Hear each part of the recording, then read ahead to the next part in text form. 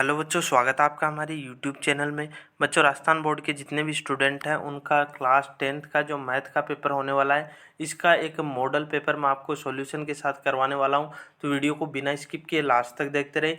Channel पे नए हो तो चैनल को सब्सक्राइब जरूर कर ले, क्योंकि आपके जितने भी पेपर बचे हुए सारे के सारे मॉडल पेपर, इंपॉर्टेंट क्वेश्चन और लास्ट में उनका सॉल्यूशन आपको इस चैनल पे मिलते रहेंगे। इसमें देखो, आपके जो क्वेश्चन दिए हुए हैं सेम के सेम ऐसा का ऐसा आपका पेपर आने वाला है। कुछ संख्याएं चेंज हो सकती है, बाकी आपका जो पेपर का पैटर्न है वो सारा का सारा एक जैसा ही रहने वाला है। तो वीडियो को लगातार देखते रहें। कोई भी क्वेश्चन में अगर प्रॉब्लम आ रही हो तो कमेंट बॉक्स में ज़रूर बता देना, उसका सॉल्यूशन भी आपका करवा दिया जाएगा। इसमें हम सारे क्वेश्चन हैं उनको सॉल्यूशन के साथ देखने वाले हैं। तो इसमें देखो, आपका जो सेक्शन ए आने वाला है, सेक्शन ए आएगा। इसमें आपके पास एबेसिडा वाले क्वेश्चन है, 4 में से आपको एक आंसर देना है। तो यहाँ पे देखो, आपका 12 और 15 का लैसएफ है और मैसएफ है ज्ञात करना है, मतलब एलसीएम ज्ञात करना है और एचसीएफ ज्ञात करना है। इंपॉर्टेंट क्वेश्चन है, ऐसा क्वेश्चन हर बार एग्जाम में आता है। तो पहले एलसीएम के लिए क्या करते हैं, हम 12 और 15 का दोनों का एक साथ एलसीएम निकालते हैं। तो इसमें क्या करेंगे, हम 2 का भाग देंगे, कितनी बार गया, 6 बार गया, 15 में जाएगा नहीं।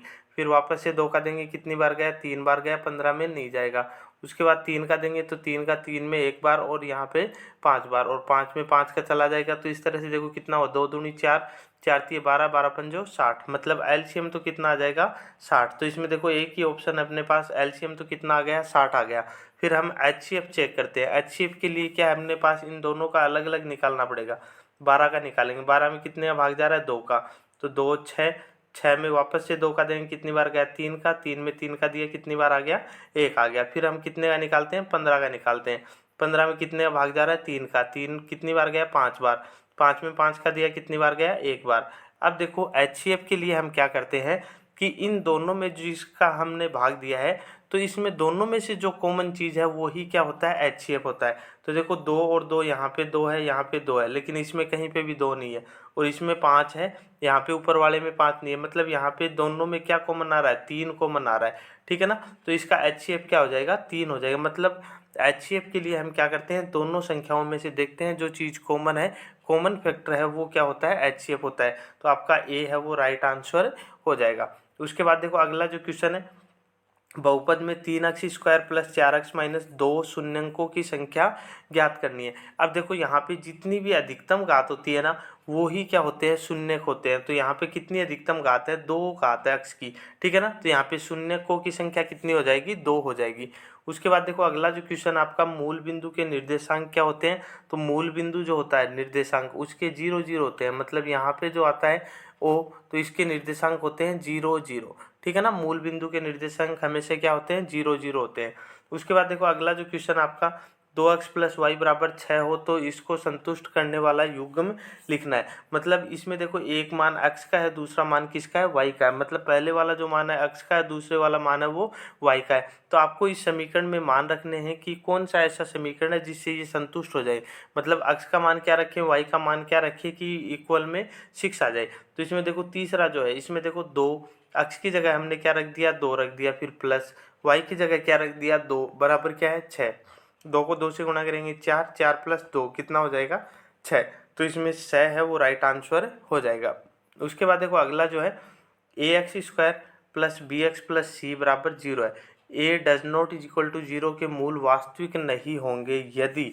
अब देखो, मूल वास्तविक नहीं होंगे, इसके बारे में आपको देखना है।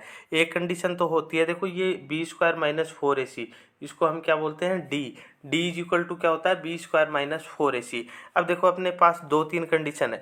अब जब डी का मान बड़ा होता है किससे, 0 से, डी का मान बड़ा होता है 0 से, तब मूल क्या होते हैं, वास्तविक होते हैं। क्या होते हैं, वास्तविक होते हैं। जब डी का मान बड़ा हो किससे, 0 से, तो मूल वास्तविक होते हैं और असमान होते हैं। क्या होते हैं, असमान होते हैं। जब डी का मान ज़्यादा हो 0 से, तब मूल क्या होते हैं, वास्तविक होते हैं और असमान होते हैं। जब डी का मान 0 के बराबर होता है, तब भी क्या होते हैं, मूल वास्तविक होते हैं, लेकिन क्या होते हैं, समान होते हैं। ठीक है ना। देखो, जब डी का मान 0 हो तब भी मूल क्या होते हैं, वास्तविक होते हैं, लेकिन क्या होते हैं, समान होते हैं। अब देखो, जब डी का मान छोटा हो किससे, 0 से, ठीक है ना, मतलब 0 बड़ा है डी से, है ना, तो इस कंडीशन में क्या होता है, वास्तविक नहीं होते, वास्तविक नहीं होते। ठीक है ना, वास्तविक नहीं होते। ठीक है ना। अपने को क्या पूछा है, वास्तविक नहीं होंगे। तो ऐसी कंडीशन देखो जिसमें डी का मान छोटा है किससे, 0 से। तो देखो यहाँ पे पहले वाले में ही देखो ये मान अपने पास किसका है, डी का, और यहाँ पे क्या आ रहा है, मतलब 0 से छोटा है ये, ठीक है ना। मतलब इसमें हमारे पास कंडीशन क्या है, जब डी का मान क्या हो, छोटा हो 0 से, तब क्या होते हैं, वास्तविक मूल नहीं होते। तो यहाँ पे देखो अपने पास ये मान मैंने क्या बताया था, डी का मान बताया, और ये देखो आपके पास 0 से छोटा है, तो इसमें क्या आ जाएगा, ए आपका राइट आंसर आ जाएगा। उसके बाद देखो अगला जो है, समांतर श्रेणी 3, 7, 11, 15 के लिए सार्व अंतर क्या है, सार्व अंतर होता है डी। डी का मान होता है A2 माइनस A1।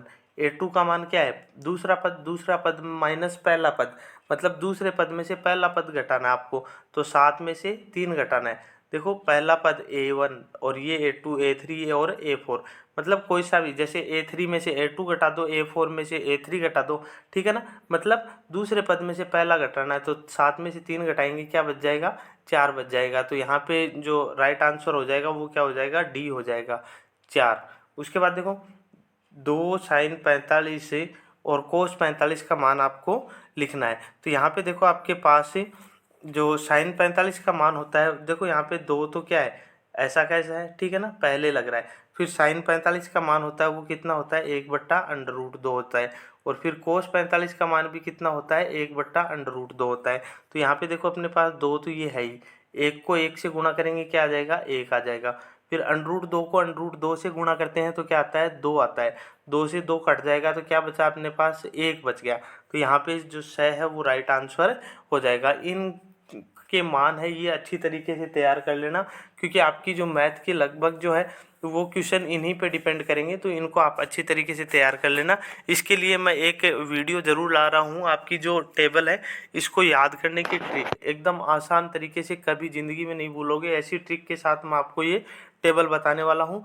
तो वेट करना थोड़ा सा, मैं जल्दी वीडियो डाल दूंगा। उसके बाद देखो अगला जो आपका, एक वर्त की कितनी स्पर्श रेखाएं हो सकती है। अब देखो कोई भी वर्त है, जैसे मान लो ये वर्त है, तो इसकी कितनी भी स्पर्श रेखाएं हो सकती है, मतलब अनंत हो सकती है, ठीक है ना। तो क्या आ जाएगा, बाय आंसर हो जाएगा। अब देखो इसके बाद अगला जो क्वेश्चन है, वर्त का क्षेत्रफल ज्ञात करने का सूत्र होता है πr²।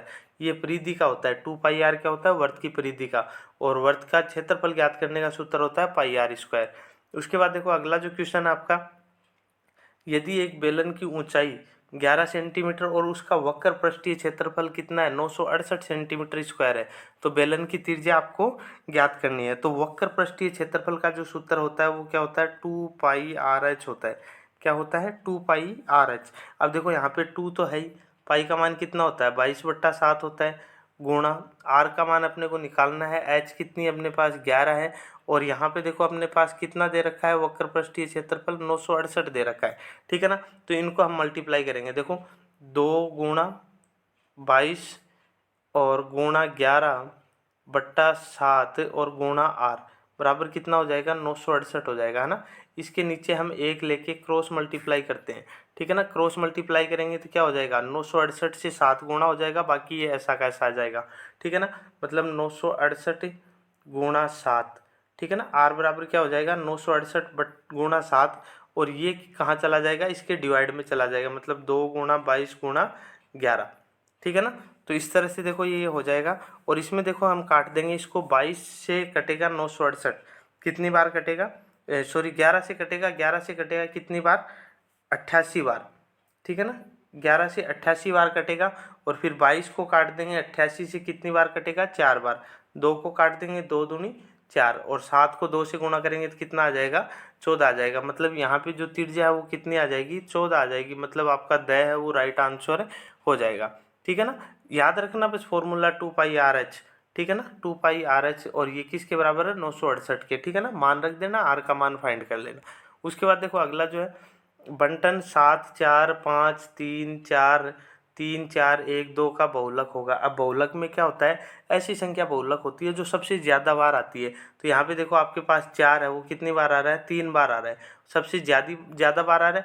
तो यहाँ पे क्या हो जाएगा, ब आपका राइट आंसर हो जाएगा। उसके बाद देखो, एक पासे को एक बार फेंका जाता है, अभाज्य संख्या प्राप्त करने की प्रायिकता क्या है। अब देखो एक पासे में कितनी बार होती है, कितनी साइड होती है, 6 होती है। मतलब 1, 2, 3, 4 और 5 और 6। तो देखो इसमें अभाज्य संख्या ज्ञात करने के लिए एक को हम किसी भी संख्या में नहीं गिनते, 2, 3 और 5 ये सारी की सारी क्या है, अभाज्य संख्या है। मतलब टोटल कितनी अभाज्य संख्या है, 3 है। और कुल कितनी बार है, कितनी साइड होती है पासे में, 6 होती है। तो 3/6 हो जाएगा, मतलब 1/2 आ जाएगा इसका आंसर। तो यहाँ पे देखो आपका जो पहला ही है वो क्या हो जाएगा, राइट आंसर हो जाएगा। उसके बाद देखो इस तरह से आपका जो फर्स्ट क्वेश्चन है वो कंप्लीट हो चुका है। सेकंड क्वेश्चन की हम बात करें, इसमें देखो 3+2√5 एक संख्या है। देखो यहाँ पे कोई भी संख्या अंडर की कोई संख्या जिसका अंडर नहीं निकलता हो, ठीक है ना, ध्यान रखना जिसका अंडर नहीं निकलता हो। ऐसे नहीं है कि 3+2√9 आ गया तो इसको हम एप्री में बोलेंगे, तो ये क्या हो जाएगी, प्री में हो जाएगी। ऐसी संख्या जिसका अंडर नहीं निकले वो क्या कहलाती है, एप्री में। मतलब ये यहाँ पे क्या आ जाएगी, प्री में आएगी। ऐसे ही अंडर4 आ गया, अंडर25 आ गया, अंडर16 आ गया, ठीक है ना। तो ये प्री में संख्या में आएगा, जिसका अंडर निकलता हो ना वो क्या आएगा, प्री में, और जिसका नहीं निकलता हो वो किस में आएगा, एप्री में आएगा। उसके बाद देखो सभी व्रत होते हैं, खालिस्तान एक सर्वांग सम दे रखा है, यहाँ पे देखो व्रत दे रखा है, ये गलत है, ठीक है ना। यहाँ पे देखो क्या आएगा, समरूप आएगा, ठीक है ना, समरूप। तो देखो सारे के सारे जो व्रत होते हैं वो क्या होते हैं, समरूप होते हैं। सर्वांग सम का मतलब होता है ये हमारा जो त्रिभुज होता है उसके लिए यूज करते हैं। इसमें सारी भुजाएं सारे कोण बराबर होते हैं। लेकिन यहाँ पे समरूप की बात करें, मतलब जैसे ये एक वर्त है, एक छोटा वर्त है, ठीक है ना, दिखने में एक जैसे है, रूप समान है, इसलिए इनको क्या बोलते हैं, समरूप बोलते हैं। उसके बाद देखो अगला जो क्वेश्चन आपका 3rd नंबर का, tan 30 और tan 60 का मान आपको ज्ञात करना है। तो देखो tan 30 और tan 60 का मान, tan 30 का मान होता है वो कितना होता है, 1/√3 होता है। tan 30 का मान कितना होता है, 1/√3, और गुणा में tan 60 है तो tan 60 का मान कितना होता है, √3। √3 से √3 कट जाएगा तो कितना आ जाएगा, मान 1 आ जाएगा। उसके बाद देखो अगला जो क्वेश्चन है, वर्त की स्पर्श रेखा और त्रिज्या के बीच का कोण होता है। अब देखो कोई भी वर्त है, ठीक है ना, इसकी ये स्पर्श रेखा है, ठीक है ना, तो यहाँ से अगर हम त्रिज्या देखें तो इनके बीच का कोण हमेशा क्या होता है, 90 डिग्री होता है। वर्त की स्पर्श रेखा और त्रिज्या के बीच का कोण कितने डिग्री का होता है, 90 डिग्री का होता है। मतलब क्या होता है, ये समकोण होता है। उसके बाद देखो अगला जो क्वेश्चन आपका, वर्गीकृत आंकड़ों का माध्य ज्ञात करने का सूत्र ज्ञात करना है। तो अक्ष बार बराबर क्या होता है, सिग्मा एफ अक्ष बट्टा सिग्मा एफ, ठीक है ना, क्या आ जाएगा, सिग्मा एफ अक्ष बट्टा सिग्मा एफ आ जाएगा। उसके बाद देखो अगला जो क्वेश्चन है, किसी असंभव घटना होने की प्रायिकता ज्ञात करनी है। तो कोई भी असंभव घटना होती है जो घटित ही नहीं होनी, तो उसकी प्रायिकता क्या हो जाएगी, 0 हो जाएगी, ठीक है ना, 0, ठीक है ना। कोई भी ऐसी घटना जो घटित नहीं हो सकती तो उसकी प्रायिकता क्या होती है, 0 होती है। उसके बाद देखो अगला जो क्वेश्चन आपका 3rd नंबर का, इसमें आपको एक एक शब्द में या फिर थोड़ा लंबा इसमें आंसर देना है। इसमें देखो दो चर वाले समीकरण निकाय का हल अद्वितीय होने की शर्त क्या है। तो देखो अद्वितीय हल जब होता है तो क्या होता है, a1/a2 बराबर नहीं होता किसके, b1/b2 के, ठीक है ना। जब a1/a2 बराबर नहीं है b1/b2 के, तब क्या होता है, अद्वितीय हल होता है, ठीक है ना। याद रखना इसको, a1/a2 बराबर नहीं है b1/b2 के, तो यहाँ पे क्या आता है, अद्वितीय हल आता है। उसके बाद देखो अगला जो क्वेश्चन आपका 3rd नंबर का, समांतर श्रेणी 2, 5, 8, 11 के 12वें पद का योग ज्ञात करना है। मतलब 12वें पद का योग ज्ञात करना है। तो इसके लिए अपने पास सूत्र होता है SN=n/2। उसके बाद देखो 2a, उसके बाद प्लस n-1 इंटू डी, ठीक है ना। देखो क्या आ जाएगा, SN= होता है n/2 कोष्टक 2a प्लस n-1 गुणा डी, ठीक है ना। तो यहाँ पे देखो n का मान, n का मतलब कौन सा पद ज्ञात करना है आपको, 12वां पद ज्ञात करना है, ठीक है ना। और फिर उसके बाद 2, a का मान क्या है, पहला पद, a का पहला पद क्या है यहाँ पे 2 है, तो 2 गुणा 2 प्लस n का मान कितना है 12, 12-1 इंटू डी क्या होता है, सार्वअंतर होता है। दूसरे पद में से पहले को घटाना या तीसरे में से दूसरे को या चौथे में से तीसरे को, ठीक है ना। तो यहाँ पे डी का मान कितना आ जाएगा, 5 में से 2 घटाएंगे तो कितना आ जाएगा, 3 आ जाएगा, ठीक है ना। ये कट गया, देखो 2×6=12। अब देखो 6, फिर कोष्टक में देखो 2×4, 4 तो ये हो गया, प्लस 12 में से 1 गया, कितना बचा 11, और फिर उसके बाद इसको गुणा करना है 3 से, ठीक है ना। तो देखो यहाँ पे क्या आ जाएगा, 6 तो ये है ही।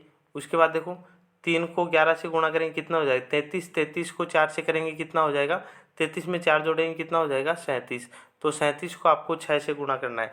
तो 37 को आप 6 से गुणा करेंगे तो कितना आ जाएगा आपका 222 आ जाएगा। तो इसका आंसर क्या हो जाएगा 222। आपको बस सूत्र याद रखना है, S n is equal to n/2 कोष्टक 2a plus n-1 into d. उसके बाद देखो अगला जो क्वेश्चन आपका चौथा, दो समरूप त्रिभुजों की भुजाओं का अनुपात 4:9 है, तो इन दोनों भुजाओं के क्षेत्रफलों का अनुपात ज्ञात करना है। तो देखो इसमें क्या होता है कि त्रिभुज जो पहला त्रिभुज है उसका क्षेत्रफल, पहले त्रिभुज का क्षेत्रफल बट्टा दूसरे त्रिभुज का क्षेत्रफल, ठीक है ना, क्या होगा ये भुजा स्क्वायर के बराबर होगा। किसके? भुजा स्क्वायर के। ये भी किसके बराबर होगा? भुजा स्क्वायर, ठीक है ना। तो यहाँ पे देखो अपने पास कितनी है, एक है 4 का स्क्वायर और एक कितना है 9 का स्क्वायर, ठीक है ना। 4 का स्क्वायर कितना हो जाएगा 16 और 9 का स्क्वायर कितना हो जाएगा 81। तो ये आंसर आ जाएगा 16/81। उसके बाद देखो अगला जो क्वेश्चन है आपका, सेक 40 डिग्री बट्टा cosec 50 degree minus sec 50 degree बट्टा कोसेक 40 डिग्री का मान आपको ज्ञात करना है। अब देखो सेक 40 डिग्री, सेक 40 डिग्री को हम ऐसे लिख सकते हैं क्या कि सेक 90-50, सेक 90-50 बट्टा कोसेक 50, कोसेक 50, फिर माइनस सेक को वापस से लिख सकते हैं हम, क्या लिखेंगे सेक। अब देखो यहाँ पे 50 डिग्री है तो लिख देंगे 90-40, सेक 90-40 बट्टा कोसेक 40, कोसेक 40। अब देखो सेक 90 माइनस थीटा जो होता है वो क्या होता है कोसेक थीटा होता है, कोसेक थीटा। कोसेक कितना है यहाँ पे थीटा मान 50 डिग्री और नीचे भी क्या है कोसेक 50 डिग्री है, कोसेक 50 डिग्री, फिर माइनस यहाँ पे सेक 90 माइनस थीटा, ये भी क्या हो जाएगा सेक थीटा। तो यहाँ पे थीटा का मान कितना है 40 डिग्री है, तो कितना हो जाएगा कोसेक 40 बट्टा नीचे क्या है कोसेक 40, ठीक है ना। तो ये कितना हो जाएगा आपस में कट जाएगा, कोसेक 40 से कोसेक 40, कोसेक 50 से कोसेक 50, बीच में क्या है माइनस का साइन। तो ये क्या बचे आपके पास एक बचा, एक माइनस एक कितना आ जाएगा यहाँ पे 0 आ जाएगा, ठीक है ना। इसको कोसेक 90 माइनस थीटा में सॉरी सेक 90 माइनस थीटा में चेंज करना और सेक 90 माइनस थीटा मान होता है कोसेक थीटा, ठीक है ना। उसके बाद देखो अगला जो क्वेश्चन आपका 9 sec square minus 9 ten square theta मान ज्ञात करना है। तो इसमें क्या करेंगे हम 9 कॉमन ले लेंगे, ठीक है ना। 9 कॉमन ले लेंगे तो क्या बचेगा आपके पास, 9 कॉमन ले लिया तो क्या बचा sec square theta, sec square theta minus tan square theta. तो sec square theta minus tan square theta होता है वो किसके बराबर होता है 1 के बराबर होता है। तो ये क्या आ जाएगा 9 गुणा 1, तो कितना आ जाएगा इसका आंसर 9 आ जाएगा। उसके बाद देखो अगला जो क्वेश्चन है, एक समय एक मीनार की छाया उसकी ऊंचाई के बराबर हो जाती है, तो उन्नयन कोण ज्ञात करना है। अब देखो यहाँ पे इम्पोर्टेंट क्वेश्चन, ऐसे क्वेश्चन कई बार पूछे जाते हैं कि छाया उसकी ऊंचाई के बराबर है। अब देखो जैसे मान लो कि ये नीचे वाला क्वेश्चन है इसके हिसाब से ही देख रहा हूँ। जैसे मान लो कि ये कोई मीनार है, ठीक है ना, ये कोई मीनार है, इसकी ये ऊंचाई है। अब अपने को ना तो ऊंचाई दे रखी है ना छाया दे रखी है ना, तो देखो यहाँ पे ऊंचाई मान ली मैंने कितनी है अक्स है, तो जितनी ऊंचाई होगी उतनी तो क्या होगी छाया होगी, ठीक है ना। तो ये भी कितनी हो जाएगी अक्स हो जाएगी, ठीक है ना। अब अपने को क्या करना है, इसमें अपने को ज्ञात करना है कि उन्नयन कोण अपने को ज्ञात करना है, मतलब थीटा का मान ज्ञात करना है, ठीक है ना। तो अपने पास देखो ये देखो क्या अपने पास इसके अकॉर्डिंग हम देखें तो ये क्या हो गया आपका लंब हो गया और ये क्या हो गया आधार हो गया। तो लंब बट्टा आधार का संबंध किस में होता है टेन थीटा में होता है, ठीक है ना। किस में होता है टेन थीटा में होता है। तो हम क्या करेंगे ten, ten A, angle A का मतलब क्या हो गया एंगल हो गया, ठीक है ना। कितना हो जाएगा अक्स बट्टा अक्स। देखो लंब बट्टा आधार, लंब का मान भी अक्स है और आधार का मान भी अक्स है, तो अक्स से अक्स कट जाएगा कितना आ जाएगा 1 आ जाएगा। अब देखो टेन ए का मान कितना है 1 है, तो ऐसा कौन सा कोण है जिसमें टेन का मान 1 होता है, तो कितने में होता है टेन 45 डिग्री में होता है। तो यहाँ पे एंगल का मान कितना आ जाएगा 45 डिग्री आ जाएगा, मतलब टेन 45 का मान है वो कितना होता है 1 होता है, ठीक है ना। उसके बाद देखो अगला जो क्वेश्चन है आपका, दी गई आकृति में थीटा का मान ज्ञात करना है। सेम वही है, यहाँ पे आपको 10 दे रखा है, यहाँ पे 10√3 है, वहाँ पे आपको अक्स और अक्स माना था, ठीक है ना। तो यहाँ पे अपने पास देखो क्या हो जाएगा सेम वही है लंब बट्टा आधार, तो लंब बट्टा आधार क्या हो जाएगा टेन थीटा। तो टेन थीटा बराबर क्या हो जाएगा टेन ए मान लो या थीटा मान लो, है ना। तो यहाँ पे क्या हो जाएगा, लंब बट्टा आधार, तो लंब 10/10√3, 10 से 10 कट जाएगा, तो यहाँ पे क्या बचा है, 1/√3। अब 1/√3 होता है, वो मान किसका होता है, 30 डिग्री का होता है, तो यहाँ पे क्या आ जाएगा, टेन 30 डिग्री, ठीक है ना। थीटा मान कितना आ जाएगा, 30 डिग्री आ जाएगा। उसके बाद देखो अगला जो क्वेश्चन आपका, यदि एक बिंदु P से O केंद्र वाले किसी वृत्त पर PA PB स्पर्श रेखाएं परस्पर 80 डिग्री के कोण पे झुकी हो, तो आपको क्या करना है, कोण AOB का मान ज्ञात करना है, ठीक है ना। देखो इस क्वेश्चन को वापस पढ़ना है कि किसी एक बिंदु P से O केंद्र वाले किसी वृत्त पर PA और PB स्पर्श रेखाएं परस्पर 80 डिग्री के कोण पे झुकी हुई हो, तो त्रिभुज कोण AOB का मान ज्ञात करना है। जैसे मान लो कि अपने पास ये कोई वृत्त है, ठीक है ना, और इस पे कोई ये एक स्पर्श रेखा है, ये कोई स्पर्श रेखा है, ठीक है ना, और यहाँ पे आपके पास जो ये कोण है ये कितने डिग्री का है, 80 डिग्री का है, ठीक है ना, और यहाँ पे एक ये इस टाइप से बन रहा है, ये आपका क्या है, O है, और ये देखो जैसे मान लो ये A है, ये B है, और ये क्या है, P है, ठीक है ना। अब देखो आपको क्या करना है, ये वाला जो कोण O वाला कोण है ये आपको फाइंड करना है। अभी हमने थोड़ी देर पहले देखा था कि स्पर्श रेखा और त्रिज्या के बीच का जो कोण होता है वो कितने डिग्री का होता है, 90 डिग्री का होता है। मतलब कोण A है ये भी कितने डिग्री का हो जाएगा, 90 डिग्री का, और कोण B भी कितना हो जाएगा, 90 डिग्री का, और ये आपके पास यहाँ पे दिया हुआ है कितने डिग्री का है, 80 डिग्री का। तो आपको O कोण फाइंड करना है, तो आपके लिए देखो ये यहाँ पे एक क्या बन गया, चतुर्भुज बन गया। चतुर्भुज के चारों कोणों का योग कितना होता है, 360 डिग्री होता है। तो हम क्या करेंगे, देखो यहाँ पे चारों कोणों का योग लिख लेंगे। जैसे मान लो कि O कोण है, इसको हमने क्या मान लिया, अक्ष मान लिया, ठीक है ना। तो इसको हम देखते हैं, देखो जैसे मान लो A कोण है, A कोण कितने डिग्री का है, 90 डिग्री का, फिर O वाला क्या है, अक्ष डिग्री का, फिर B वाला कितना है, 90 है, और फिर P वाला है वो कितने डिग्री का है, 80 डिग्री का है, और चारों का मान कितना है, 360 डिग्री है, ठीक है ना। तो इनको टोटल करें, 9 दूनी 18, 9 तीस 27 में से 10 घटा दिए, 260 हो गए।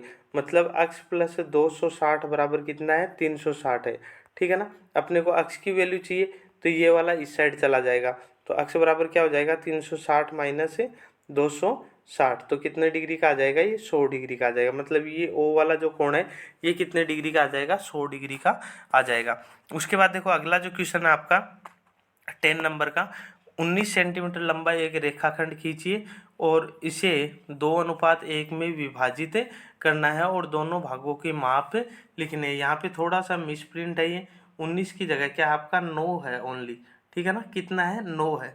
9 सेंटीमीटर का एक रेखाखंड खींचना है और उसको 2:1 में विभाजित करना है। हालांकि 19 भी हो सकता है, लेकिन इसमें सही ढंग से आपके पास वैल्यू नहीं आएगी, है ना।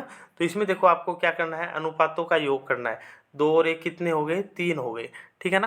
तो आप क्या करेंगे, देखो अगर आपको 2 वाला जो भाग है ये निकालना है, ठीक है ना, तो हम क्या करेंगे, 2 बट्टा अनुपातों का योग कितना है, 3, और मल्टीप्लाई कर देंगे यहाँ 9 से, ठीक है ना। अगर यहाँ पे 19 होता तो 19 से कर देते, ठीक है ना।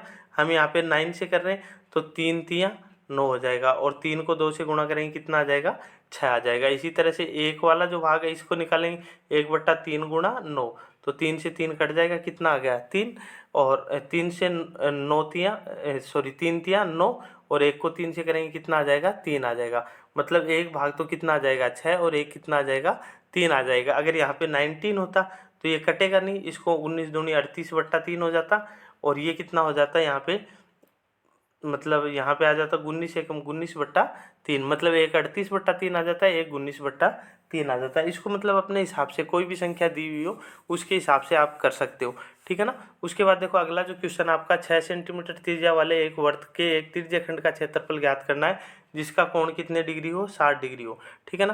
त्रिज्या खंड ज्ञात करने का सूत्र होता है θ/360 गुणा πr²। तो यहाँ पे देखो थीटा मान कितना दिया हुआ आपको, 60 दिया हुआ है, और 60/360 गुणा पाई का मान कितना होता है, 22/7 गुणा r² कितना आपके पास, 6 गुणा 6, ठीक है ना। तो 0 से 0 कट जाएगा, 6 एकम 6, 6 6 36, 6 को यहाँ 6 से काट दो, ठीक है ना। फिर देखो 22 को 6 से गुणा करो, 6 दूनी 12, 6 दूनी 12 और 1 13, 132 बट्टा क्या आ जाएगा, 7। इसको आप आगे भी सोल्व कर सकते हो, यहाँ तक भी ठीक है। उसके बाद देखो अगला जो क्वेश्चन है 12वां, इसमें देखो एक बक्से में 3 नीली, 2 सफ़ेद और 4 लाल गेंद है। तो इस बक्से में से एक गेंद यादृच्छा से निकाली जाती है, तो इसकी क्या प्रायिकता होगी कि निकाली गई गेंद क्या हो, नीली हो। तो सबसे पहले आपको जितनी भी गेंद है उनका टोटल करना है। तो 3 + 2 + 4, 3 और 2 कितने हो गए, 5 और 4 कितने आ गए, 9 आ गए। ठीक है ना। अब जिस गेंद की निकालनी है ना उसको हम ऊपर लिखेंगे और टोटल को नीचे लिखेंगे। तो अपने को नीली गेंद निकालनी है, नीली कितनी है, 3 है। तो 3 बट्टा क्या हो जाएगा, 9 हो जाएगा। तो 3 एकम 3, 3 तिया 9। तो इसकी प्रायिकता क्या आ जाएगी, 1/3 आ जाएगी। अगर अपने को बोलता है कि सफ़ेद गेंद की निकालनी है तो 2/9 हो जाता है, और अपने को बोलता है कि लाल गेंद की निकालनी है तो 4/9 हो जाता है। तो इस तरह से यह हम निकाल सकते हैं। इस तरह से देखो हमने ये छोटे जो क्वेश्चन है इनको देख लिया है। बड़े वाले जो क्वेश्चन है इनको भी आप देख सकते हो। HCF हमने अभी किया था थोड़ी देर पहले, दोनों का अलग अलग निकालना है और इनमें जो कॉमन फैक्टर आ जाएगा वो क्या हो जाएगा, HCF हो जाएगा।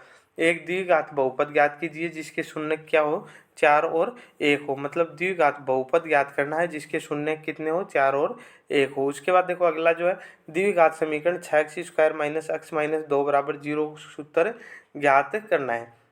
उसके बाद देखो बिंदु 1 और -5, -4 और 5 को जोड़ने वाले रेखाखंड को अक्ष किस अनुपात में विभाजित करता है, ज्ञात करना है आपको। उसके बाद देखो अगला जो क्वेश्चन है, भूमि से 60 मीटर की ऊंचाई पर एक पतंग उड़ रही है। पतंग पर लगी डोर को अस्थायी रूप से भूमि के एक बिंदु से बांध दिया जाता है। भूमि के साथ डोरी का झुकाव 60 डिग्री है। यह मानकर के डोरी में कोई ढाल नहीं है तो डोरी की लंबाई आपको ज्ञात करनी है। ठीक है ना। तो ये क्वेश्चन आपको ज्ञात करना है। उसके बाद देखो अगला जो क्वेश्चन है, 6.7 सेंटीमीटर लंबाई का एक रेखाखंड खींचकर उसका 2:3 में आंतरिक विभाजन करना है। जिस तरह से हमने किया था ना अभी 19 और 9 का कर रहे थे, उसी टाइप से इसको करना है। उसके बाद देखो 5 सेंटीमीटर त्रिज्या वाले एक वर्त की 2 स्पर्श रेखाएं खींचिए जो परस्पर 60 डिग्री के कोण पर झुकी हो। मतलब 5 सेंटीमीटर त्रिज्या का एक वर्त खींचना है, एक वर्त खींचना है और जिसकी एक स्पर्श रेखा, 2 स्पर्श रेखा खींचनी है जिनके बीच कितने डिग्री का कोण हो, 60 डिग्री का कोण हो। इस टाइप से आपको बनाना है। उसके बाद देखो यदि दो त्रिभुजों के क्षेत्रफल बराबर हो तो सिद्ध कीजिए कि वे त्रिभुज सर्वांग सम होंगे। अब देखो दोनों त्रिभुजों का क्षेत्रफल बराबर हो तो आपको सिद्ध करना है कि वो सर्वांग सम होंगे ही। ठीक है ना। उसके बाद देखो एक घड़ी में मिनट की सुई जिसकी लंबाई 14 सेंटीमीटर है, इस सुई द्वारा 5 मिनट में रचित क्षेत्रफल ज्ञात करना है। अब देखो यहाँ पे आपके पास घड़ी में कितने नंबर होते हैं, 12 नंबर होते हैं। तो जैसे मान लो 3 से लेके 4 तक अगर कोई सुई चलती है तो इसमें कितने डिग्री का कोण बनेगा, देखो 360 में 12 का भाग देना है।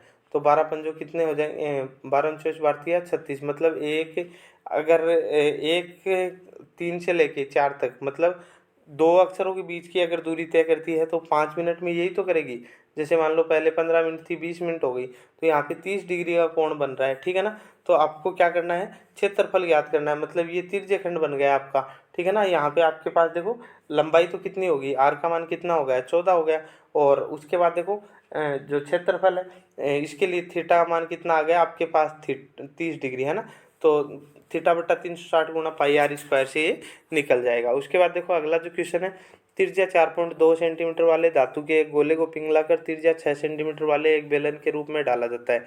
तो बेलन की ऊंचाई आपको ज्ञात करनी है। उसके बाद देखो विमाओं 5.5 सेंटीमीटर गुणा 10 सेंटीमीटर गुणा 3.5 सेंटीमीटर वाला एक घनाभ बनाने के लिए 1.75 सेंटीमीटर व्यास 2 mm मोटाई वाले कितने चांदी के सिक्के को पिघलाना पड़ेगा। उसके बाद देखो निम्न बारंबारता बंटन का माध्य ज्ञात करना है। अभी देखा था हमने σFx/σF। ठीक है ना। इस सूत्र से आप निकाल सकते हो। उसके बाद देखो दो खिलाड़ी ए और बी टेनिस का एक मैच खेलते हैं। यदि यह ज्ञात है कि ए के मैच जीतने की प्रायिकता 0.38 है तो बी के मैच जीतने की प्रायिकता क्या होगी, 1 में से 0.38 घटा देंगे तो वो ए के जीतने की प्रायिकता आ जाएगी। उसके बाद देखो एपी है और 17, 15, 13 में कितने पद लिए जाएं कि ताकि उनका योग कितना हो जाए, 81 हो जाए। अभी हमने देखा था आयसन वाला जो फॉर्मूला था उससे आप यहाँ पे निकाल सकते हो। उसके बाद देखो अगला जो क्वेश्चन है आपका, सिद्ध कीजिए कि बिंदु 2, -2, 1 और 5, 2 एक समकोण त्रिभुज के शीर्ष है। इसको आपको सिद्ध करना है। उसके बाद देखो निम्नलिखित वर्गीकृत आंकड़ों का कल्पित माध्य विधि द्वारा माध्य ज्ञात करना है। कल्पित माध्य से देखो जो मेथड आपको दिया हो उसी मेथड से आपको निकालना है। उसके बाद देखो अगला है, सिद्ध कीजिए कि किसी वर्त के किसी व्यास के सिरों पर खींची गई स्पर्श रेखाएं समांतर होती है। उसके बाद देखो अगला जो क्वेश्चन आपका डी सेक्शन का, इसमें देखो आपके अथवा में आएंगे, अथवा में दो में से एक करना है। निम्न रैखिक समीकरण युग्म के आलेखीय विधि द्वारा हल ज्ञात करना है, तो इसको आपको सोल्व करना है ग्राफ के द्वारा। इसी तरह से आपके पास सेकंड नंबर का है, तो इसमें भी यही करना है आपको। उसके बाद देखो सिद्ध करना है कि √1 + sin a बट्टा 1 - sin a बट्टा बराबर क्या हो जाएगा, sec a + tan हो जाएगा। उसके बाद देखो सिद्ध करना आपको cos a बट्टा 1 + sin a plus 1 + sin a बट्टा cos a बराबर क्या हो जाएगा, 2 sec a।